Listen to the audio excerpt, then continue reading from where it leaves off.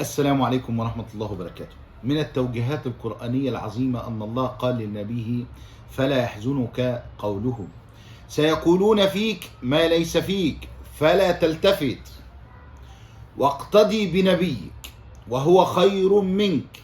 أن النبي صلى الله عليه وسلم قالوا عنه أنه ساحر وكاهن ومجنون، وقالوا على يوسف عليه السلام أنه صادق، وقالوا على مريم البتول أنها زنت.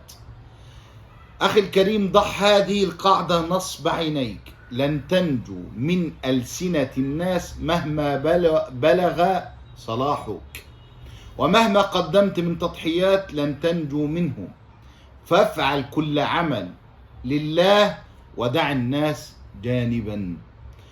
في حلية الأولياء قال سيدنا موسى وهو كليم الله: يا رب، أسألك ألا يذكرني أحد إلا بخير.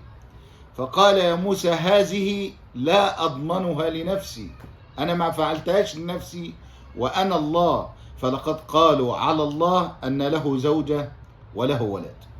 في النهاية لا أملك إلا أن أقول لنفسي ولك: رضاء الناس غاية لا تدرك، ورضاء الله غاية لا تترك. دمتم في رعاية الله وأمنه.